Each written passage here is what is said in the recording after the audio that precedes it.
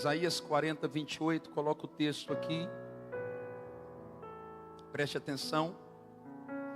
Isaías 40, 28 a 31 está escrito assim: Não sabes, não ouvistes, que o eterno Criador dos céus e da terra não se cansa, tampouco se fadiga, nem se pode esquadriar o seu entendimento. Faz forte o cansado e também a cansada, e ressuscita as forças daquele e daquela que não tem nenhum vigor. Os jovens se cansam e se fadigam, os moços de cansado caem, mas aqueles que esperam no Senhor renovarão as suas forças, sobem com asas como águia, correm e não se cansam, caminham e não se fadigam. Quantos recebem essa palavra? Eu quero falar hoje sobre, profeticamente, é claro, o tema. Eu quero falar hoje sobre a unção da águia. Diga comigo, amém. Estenda a sua mão aqui. Libera uma palavra sobre mim, pastora Nilza. Também o nosso irmão, me perdoe, eu me esqueci o nome agora. Judeu que está ali. Minha gratidão por ter vocês dois aqui. Uma grande honra, tá bom? Homem e mulher de Deus. Tem a minha apreciação e meu respeito. Estenda a sua mão, libera uma palavra sobre mim. Você pode ser profeta e liberar uma palavra sobre mim? Sim, Espírito Santo, eu recebo essa palavra. Eu recebo esta profecia, eu recebo esse decreto. Eu recebo tudo que vem do Senhor que está sendo liberado. Seja neutralizado agora toda ação do diabo sobre este lugar. Em nome de Jesus. Diga comigo amém. Amém. Quero tentar ser pontual. Eu vou até onde Deus mandar. Eu queria pedir para você, se eu fosse você, eu não saía. Se a gente atrasar um pouquinho, porque Deus me deu uma direção e eu vou estar ungindo você ali, através do corpo pastoral, em todas as portas. No finalzinho, nós não vamos orar por ninguém, nós vamos ungir, diga amém. Nós não vamos parar, nós vamos orar, só vamos ungir, porque Deus liberou uma palavra que vai nos transicionar para o próximo nível. Você vai receber uma unção. Davi, antes de ser promovido a rei, ele não recebeu uma oração, ele recebeu uma unção. Diga glória a Deus. Deus vai liberar uma unção sobre você. Quem é Isaías? Isaías é um profeta maior. Só que a expressão teológica aqui maior, ela não está conectada à estatura física ou estatura espiritual de Isaías. A expressão aqui teológica, ela está conectada à porção que Isaías recebeu e registrou na palavra de Deus. A partir daqui eu compreendo que um profeta maior é aquele que recebeu uma porção maior de revelações e registrou nas escrituras. Um profeta menor é aquele que recebeu uma porção menor da parte de Deus de revelações e também registrou nas escrituras. É interessante também observar que Isaías, como a maioria dos profetas, ele não era alguém facilmente compreendido. Até porque Isaías é um profeta verdadeiro. Diga comigo, verdadeiro. Com voz de profeta verdadeiro. E todo profeta verdadeiro, você e eu precisamos entender e aprender que ele não vai falar aquilo que você deseja ouvir, mas ele vai falar da parte de Deus aquilo que você precisa ouvir. Isaías é esse profeta, um profeta que decepciona, porque não está preocupado em agradar ninguém. Ele sabe que ele é apenas um mensageiro de uma palavra, Flávio, que não é dele. Ele é o portador de uma mensagem que vem de alguém. E ele vai como uma flecha alcançar o destino a qual o arqueiro a lançou. Quando observo bem alguns artigos de muitos historiadores, eu percebo que Isaías era considerado um profeta isolado. Isaías era aquele profeta que gostava de ficar sozinho. Era comum encontrar Isaías em alguns lugares. Isaías gostava de subir nas montanhas. Isaías gostava também de descer nos vales. Isaías gostava de estar naqueles lugares que poucos gostam de estar, nas florestas.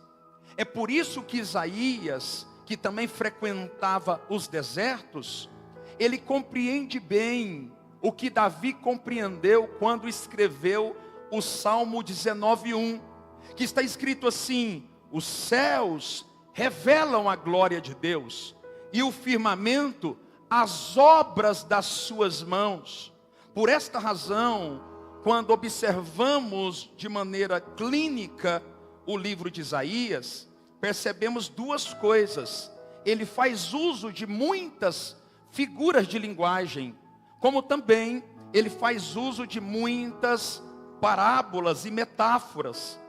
Quando observamos um pouco Isaías como instrumento de Deus, precisamos analisar e avaliar que Isaías está registrado entre os 5 profetas, diga comigo, 5 profetas, que foram levantados por Deus para pré-anunciar a primeira vinda do Cordeiro. O primeiro profeta que foi levantado por Deus como uma voz, para poder anunciar a vinda de Cristo, o verbo encarnado de João 14, foi o profeta João Batista, o qual está escrito: voz do que clama no deserto, nascido de mulher, ninguém é maior do que João. O segundo profeta, mas também não menos importante, é o profeta Miqueias. O terceiro profeta é o profeta Jeremias. O quarto profeta é o profeta Zacarias. Mas sem nenhum tipo de vaidade ou de preferência, o profeta que mais importante é o quinto profeta, o profeta Isaías. Isaías fica conhecido teologicamente como profeta messiânico. E isso acontece, pastora Márcia e pastora Jordana, porque Isaías é um profeta que desenhava literalmente as suas profecias com características tão intrínsecas que chamava a atenção de todos sobre a primeira vinda do Cordeiro. Isaías também é conhecido pela teologia como profeta pontual, por causa do nível de pontualidade das suas palavras. Isaías não era aquele que queria impressionar os homens, liberando palavra ao vento. Não. Isaías só abria a sua boca quando Deus decidia entregar um recado por intermédio dele. Isaías é este profeta. Agora escute isso aqui. Quando observamos de forma pontual o texto de Isaías 40:28, percebemos que Isaías usa uma figura tipológica da águia, como figura profética de renovação, para dar exemplo a respeito daqueles que se cansaram na caminhada, daqueles que estão ao ponto de desistir, daqueles que não encontram mais força, daqueles que não têm mais esperança. Olhe para cá. Se passaram 4 meses, desde quando Deus liberou uma palavra sobre muitos de nós, dizendo que este ano seria o ano do crescimento exponencial, aonde sairíamos de um nível e seríamos arremessados para níveis que jamais tínhamos acessado. O problema é que muitos olham para a sua realidade 4 meses depois e chegam a uma conclusão: nada mudou. E por causa disso, nos encontramos cansados, sobrecarregados, muitos sem esperança.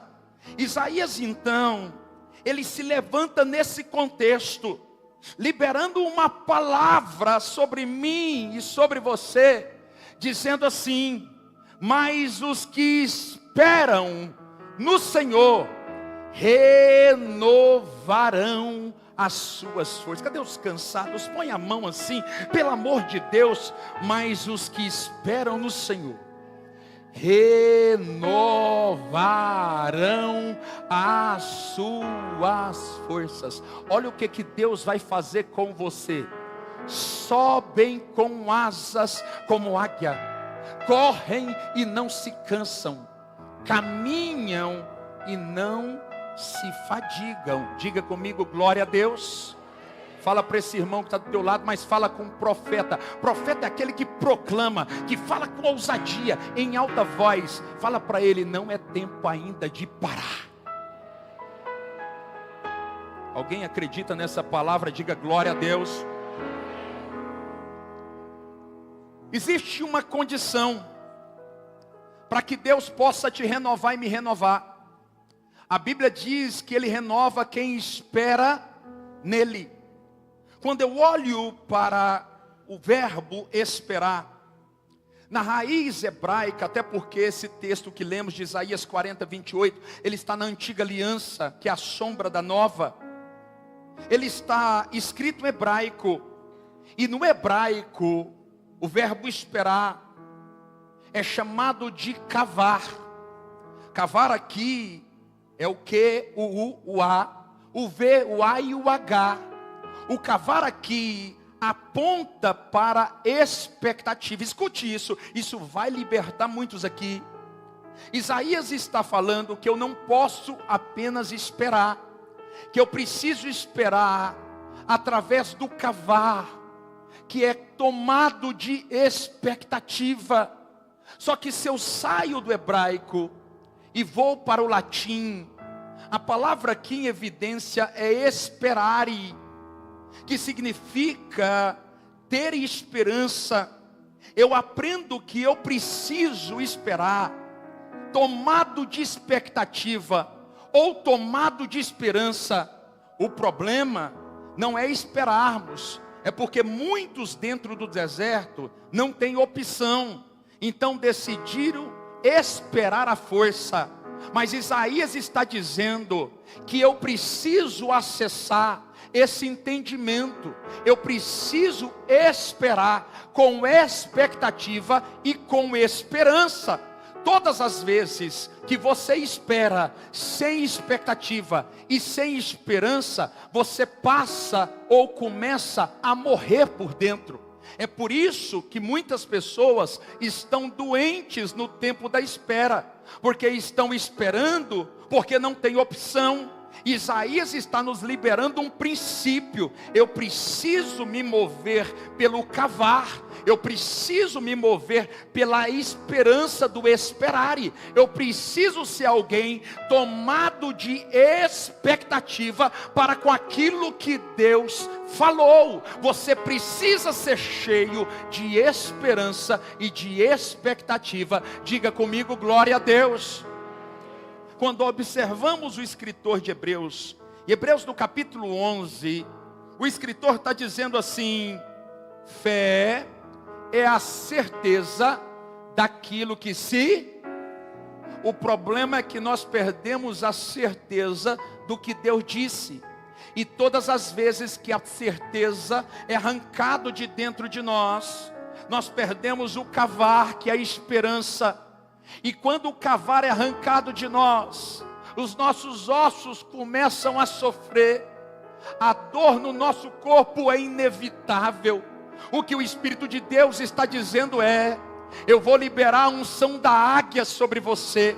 para que você seja renovado, para que no tempo da espera, você não apenas espere de qualquer forma, mas espere tomado de expectativa, espere tomado de esperança, até porque Deus, a quem te fez a promessa, não é homem como eu para mentir, nem filho do homem para te arrepender. Se Deus prometeu que vai fazer, se prepare e encha o teu peito de expectativa, porque Deus vai fazer. Você recebe essa palavra, pelo amor de Deus? É tempo de esperar em Deus. É tempo de esperar em Deus. Outro problema que não pode ser ignorado é que muitos que estão aqui estão vivendo o tempo da espera, estão fazendo o certo, mas usando o método errado. Muitos que estão entre nós entenderam que devem esperar, mas conectaram a sua espera no lugar e na pessoa errada.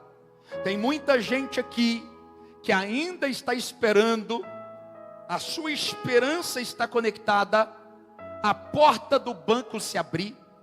Muitos que estão aqui ainda estão com a sua esperança conectada ao amigo que tem a resposta para os seus problemas. Muitos que estão aqui ainda estão conectados a nível de expectativa e de esperança à igreja. Muitos que estão aqui ainda tratam o pastor como um papa, porque no fundo, a sua esperança está na oração do pastor, ou na pessoa do pastor. Muitos que estão aqui ainda estão debaixo de um velho ensino, esperando no patrão, esperando no governo, esperando na economia. Eu aprendo um princípio aqui: não basta esperar, eu preciso esperar na pessoa certa, eu preciso esperar em Jesus. Sabe o que Isaías está nos ensinando? Todas as vezes que você conectar a sua esperança à pessoa errada, você vai esperar, mas vai esperar cansado e talvez arrastando. A renovação só acontece quando você concentra a sua esperança em Jesus. Esta é uma manhã em que Deus vai desabilitar a nossa esperança, a nossa expectativa em coisas e também em pessoas, e vai centralizar a nossa esperança e a nossa expectativa em Deus. Quantos recebem essa palavra? Olhe para cá. Eu quero falar apenas sobre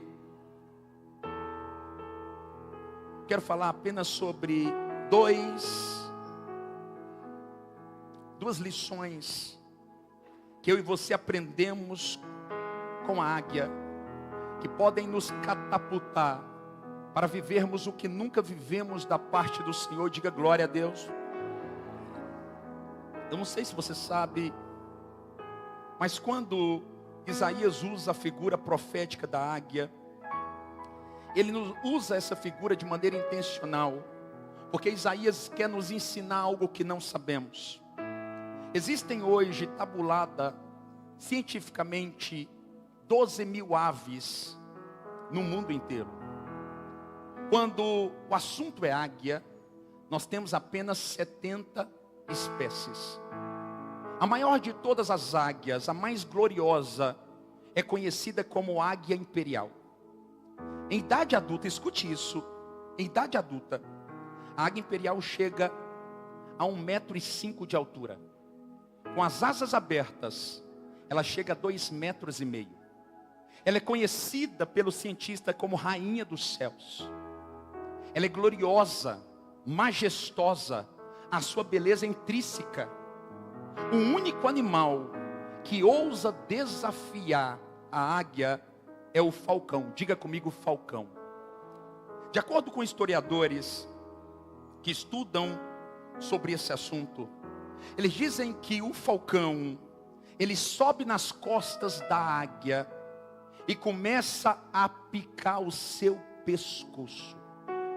Mas o que é interessante é que a águia, além de voar sozinha, de não voar com outros pássaros, ela tem uma postura única que poucas aves têm. Ela não revida. Eu vou repetir: a águia não revida. Eu aprendo um princípio aqui, com essa figura profética. Quem é águia, não revida a falcão. O problema é que muita gente já não sabe mais quem é.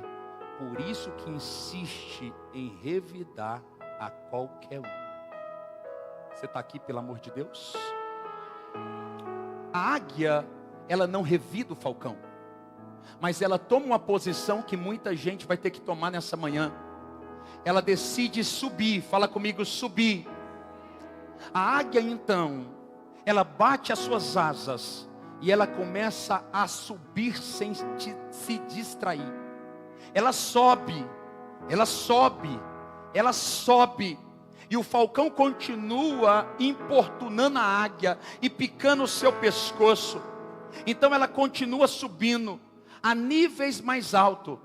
Quando de repente o nível de pressão aumenta tanto, em que o falcão precisa tomar duas decisões: ou ele abandona a águia, ou ele morre.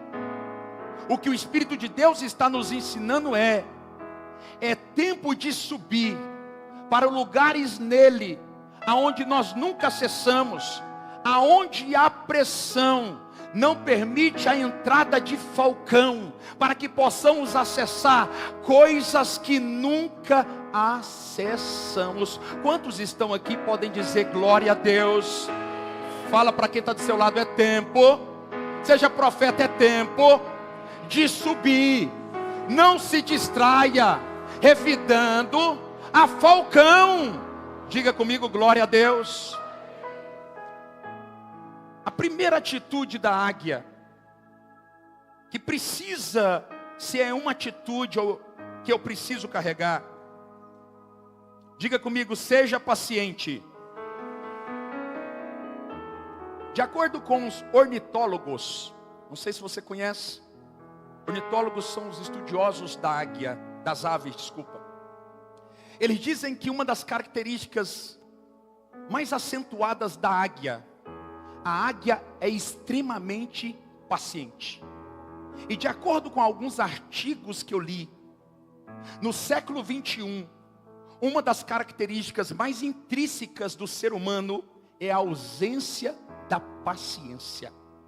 E esse é um motivo pelo qual muita gente não está vivendo o que Deus lhe prometeu. A águia, ela nos ensina algo tão poderoso, mas tão poderoso, que a águia espera horas antes de atacar a sua presa. A águia, ela não trabalha de maneira precipitada. Se tiver algum precipitado do teu lado, dá uma olhada para ele e para ela assim, mas não fala nada para ele não perceber. A águia não age de maneira precipitada. A águia, ela fica estudando a sua presa. Ela consegue enxergar quilômetros de distância. Então ela fica voando em círculo, numa altitude que a sua presa não consegue lhe ver. Ela projeta e calcula o tamanho da presa. Ela projeta também a distância antes de atacar, porque ela trabalha com precisão. Eu e você precisamos aprender, para viver os nossos melhores dias, que é necessário fazermos uso da paciência. Em meio a uma geração impaciente, Deus está liberando a unção da águia sobre você, para que você seja adestrado pelo Espírito Santo e seja alguém paciente na presença de Deus. Paciência fala de alguém tardio. Você conhece alguém tardio? Porque ele fala menos e escuta mais. Talvez você não sabe, mas esse é um princípio de sabedoria. Talvez você já se meteu em muitas furadas, porque você falou que não devia, falou de forma acelerada. E eu quero abrir aqui um parênteses: as palavras ficam registradas. Cuidado com aquilo que você fala de forma precipitada. A segunda coisa que eu preciso aprender também é que alguém precipitado ou impaciente, ele está preocupado mais com a velocidade do que com a direção. E tem muita gente aqui que ainda não percebeu, mas está andando em alta velocidade contra a linha de chegada. E o Espírito Santo está dizendo: eu vou colocar através da unção da águia paciência dentro de você. As pessoas vão olhar para você e vai falar assim: nossa, ele era alguém atrevido, impaciente, alguém que fazia as coisas sem pensar, mas agora ele está moderado, porque o espírito de domínio próprio vai vir sobre você. Está todo mundo em alta velocidade e você vai estar aqui. Deus, qual é a direção? Se o Senhor disser para a direita, eu vou para a direita. Se o Senhor disser para a esquerda, eu vou para a esquerda. Muita gente vai passar correndo na tua frente e você não vai se importar. Sabe por quê? Quando Deus te der a direção, você vai andar na velocidade que Ele quer, mas você nunca mais vai parar. Diga comigo: glória a Deus. Precisamos carregar paciência, de verdade.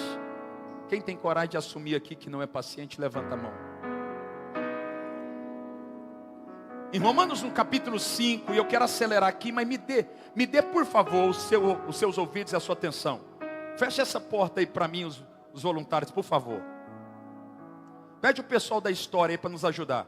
Mais importante é a palavra do que vender. Olhe para cá. Quando você apresenta para o céu como alguém impaciente, Paulo nos apresenta uma escola. Diga comigo: escola. Em Romanos no capítulo 5, no versículo 3 e 4, Paulo diz assim, olha o que Paulo fala: eu, Paulo, me glorio na escola, pastor Luiz, da tribulação, porque na escola da tribulação ela produz paciência, experiência e esperança. Sabe o que eu aprendo? Quem não aprende com o Espírito Santo vai ter que entrar na escola da tribulação para poder ser paciente. Se você não entender o que Deus está falando aqui, talvez Deus tenha que te levar, como Paulo, para a escola da tribulação. Seja paciente pelo poder da palavra de Deus. A paciência é uma qualidade de alguém que decidiu amadurecer. Por isso, seja maduro, para que você acesse a paciência. Diga glória a Deus por isso. Em Lucas 21:19 está escrito assim: na vossa paciência salvarei a vossa alma. Em Tiago 5:7, sede, pois, irmãos, pacientes até a vinda do Senhor. Em Hebreus 10:36, porque necessitais de paciência, para que, depois de haverdes feito a vontade de Deus, possais acessar a promessa prometida. Olhe para cá. Jó é um exemplo de paciência. Em Jó no capítulo 1, pastor Márcio, olha o que acontece. Jó é o homem íntegro, reto, temente a Deus. É o homem que tem uma família abençoada e é simplesmente o homem mais rico do Oriente, do mundo antigo. Só que em Jó capítulo 2, a Bíblia diz que Jó continua sendo um homem rico, um homem íntegro, um homem reto, um homem temente a Deus. Só que acontece uma mudança. Agora o seu corpo está cheio de chagas, os seus filhos morreram e a sua esposa está revoltada. Sabe o que Jó nos ensina aqui?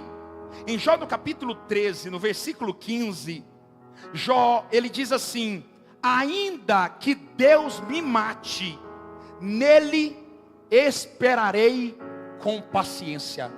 Sabe o que me chama a atenção? Eu estava lendo alguns artigos, e esses artigos dizem que a prova de Jó, ela não demandou apenas 6 dias, não demandou apenas 6 meses, que a prova de Jó, ela durou 6 anos. Esse homem está a frangalhos há 6 anos, e ele está dizendo para o céu: ainda que Deus me mate, nele eu esperarei. Tem gente aqui que há 30 dias está vivendo algo que não queria, está dizendo: Deus, eu vou abandonar a fé. Precisamos crescer em Deus. Precisamos aprender como a águia a ser renovados em Deus. Nós não podemos permitir que situações provisórias determinem as nossas ações. A paciência precisa tocar em mim e tocar em você. Olhe para cá. Eu acho interessante observar a águia ensinando o seu filhote a voar. De acordo com os ornitólogos, a águia escolhe o monte mais alto que ela encontrar. E quando a águia, ela percebe que o monte é um monte que tem a altura que ela precisa, ela empurra o seu filhote despenhadeiro abaixo. A figura gloriosa da águia aponta para Deus. Olhe para cá. A águia tem postura. Ela fica altaneiramente. De acordo com os ornitólogos, ela não olha para baixo. Ela lança o seu filhote e continua com as asas fechadas, sem olhar para baixo. O filhote começa a cair, cair, cair, cair. Quando ela entende que ele está próximo do chão, ela abre as suas asas e ela chega até 300 quilômetros por hora. Ela pega o seu filhote próximo ao chão e volta com ele novamente para o alto do monte. Sabe qual princípio eu aprendo aqui? Eu não quero matar você. Eu quero apenas te ensinar a voar.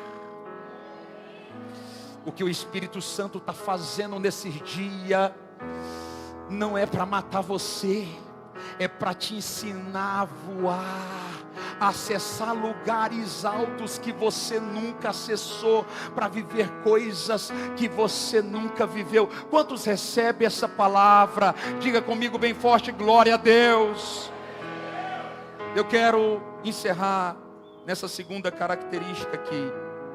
Essa daqui talvez seja uma das mais importantes. Segundo, a águia tem senso de surpresa. Segura aqui, eu vou terminar nessa. Diga comigo, senso de surpresa. Pastor, o que é isso? Ela não dá sinais da sua presença para a sua presa. Quando eu olho para a vida de José, eu percebo que José não entende algo que a maioria das pessoas aqui, que não estão vivendo o tempo exponencial, também não tem entendido. José, diz a Bíblia, que ele tem 2 sonhos. O primeiro sonho, José, ele recebe uma visão em sonho, mostrando para ele que o sol e a lua e 11 estrelas iria se dobrar diante dele. O sol e a lua representam o pai e a mãe, as 11 estrelas, os 11 irmãos. O segundo sonho, ele recebe da parte do Senhor, onde o seu feixe estaria de pé, e os feixes dos seus irmãos se dobrariam perante o dele. Diz a Bíblia que José, ele decide publicar o seu sonho para os seus irmãos. E por causa disso, os seus irmãos desejam o matar. Eu aprendo um princípio aqui. O fato de ser o meu irmão não significa que quer o meu bem. Alguém está aqui, está pegando no espírito essa palavra? Fala comigo assim: eu ainda não estou no céu. Fala comigo: a igreja não é o céu, é apenas o laboratório. Olhe para cá. Tem gente que tem roupa de crente, andado de crente, lê a Bíblia, ora bonito, mas é um irmão que não quer o teu bem. Eu tenho que te ensinar, sabe por quê? Para você parar de ter a mentalidade de José. José, ele fala publicamente aquilo que ele recebeu da parte do Senhor. Pastor, qual é o mal nisso?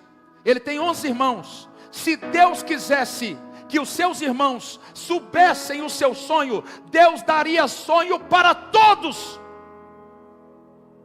Quando Deus quiser publicar o teu sonho, Ele não precisa do teu Instagram, tampouco da tua boca. Ele vai mostrar para todo mundo aquilo que Ele te mostrou. Por isso não seja como José, não publique aquilo que Deus te disse. Está na hora de sermos vigilantes. Sabe o que eu aprendo aqui, irmãos? Por falta de discernimento, José vai parar na cisterna, na escravidão, na prisão, porque ele não é sigiloso nas suas palavras.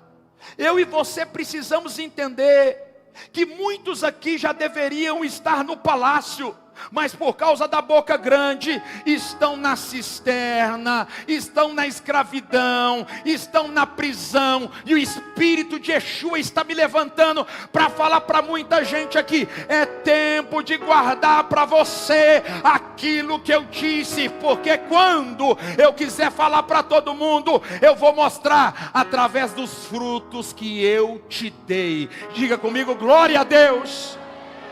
Olhe para cá. Olha o que acontece na vida do rei Ezequias. O rei Ezequias está vivendo algo glorioso de verdade. Não se envergonhe, porque a igreja ensinou para a gente que viver algo poderoso é algo que pode colocar a gente em xeque. Quem está vivendo algo poderoso? Levanta a mão aqui. Olhe para cá. Vai melhorar, vai crescer mais, vai prosperar. Ezequias estava vivendo, Vitor, algo poderoso. Sabe o que ele fez, Vitor? Ele permitiu que os inimigos fossem dentro do seu palácio, para ele mostrar a grandeza daquilo que Deus estava fazendo. Eu aprendo um princípio aqui: para entrar na minha casa, precisa de autorização de Deus. Alguém está aqui? Você leva qualquer um na tua casa? Leva sim, que eu sei. Cuidado, tem gente que não poderia pisar na tua casa. Pastor, é meu irmão, ele dá paz do Senhor. Quem jogou na cisterna José era irmão de sangue. Está na Bíblia, por isso que eu estou ensinando. Não é apologia não. Olhe para cá. Ele pega os soldados de Nabucodonosor, deixa entrar no palácio e começa a falar: isso aqui Deus fez, isso aqui Deus fez, isso aqui Deus fez, isso aqui Deus fez. Ele mostra os tesouros, ele mostra a sua glória, ele mostra a sua riqueza. Quando de repente o texto bíblico diz que ele diz assim: eu também mostrei as portas secretas. Eu aprendo algo aqui. Para mostrar um nível do que Deus está fazendo na minha vida, eu posso selecionar alguns. Mas para poder mostrar o que é secreto, quase nenhum. Cuidado com aquilo que você está publicando, que é secreto demais. Quem disse que o teu parente tem que saber quanto que a tua empresa dá de lucro? Quem disse que teus filhos têm que saber quanto que você ganha? Eles não têm maturidade, vão contar para todo mundo. Daqui a pouco tem gente pedindo dinheiro emprestado. Ele não sabe quanto que você tem que pagar por mês de funcionário, de estrutura. Cuidado, tem coisas que é secretas. Não abra o secreto. Eu vejo marido e mulher levando gente dentro do quarto. Que loucura é essa? Quando o cara entra no teu quarto, ele visualiza a tua mulher. Cuidado, não seja tolo, não seja espiritual bobo. Tem coisas que são secretas. Ah, mas eu estou levando. Claro, você está passando um problema. Você está levando lá o pastor para ungir tua casa. Cuidado, você conhece o pastor? Não é porque ele tem título de pastor que ele não é lobo. Nós precisamos andar em diligência. Você não sabe a vida, não leve na tua casa. Você não conhece o coração, não leve na tua casa, não leve na tua empresa. Não fale de você. Sabe o que aconteceu com Ezequias? O profeta, quando os babilônicos saem, o profeta Isaías chegou. O profeta pontual. Ele entra no palácio e pergunta assim: rei, o que você disse para eles? Eu mostrei tudo que Deus está fazendo, inclusive as portas secretas e o meu ouro. O profeta apontou o dedo e disse assim: por causa da tua tolice, eles vão voltar com os soldados, vão furar os olhos das crianças, os olhos das mulheres, vão matar os homens e vão tomar o seu reino, porque a tua boca é grande demais. Você não tem ideia o que o diabo pode fazer quando você decide falar mais do que aquilo que Deus te autorizou. Não é porque nós estamos na igreja. Hoje você fala assim: Deus está me abençoando na igreja. Religiosos perguntam assim: quantos membros você tem? Como se isso fosse importante. Porque no fundo, as pessoas não sabem o que é sucesso. Elas estão preocupadas com o carro que você anda, com a casa que você tem, com quanto você ganha, mas elas não estão preocupadas com você. Por isso, selecione melhor aqueles que vão acessar a tua intimidade. Seja inteligente, porque você só vai viver o que Deus prometeu, carregando a inteligência que José não carregou. Diga comigo, glória a Deus. Fica de pé no nome de Jesus.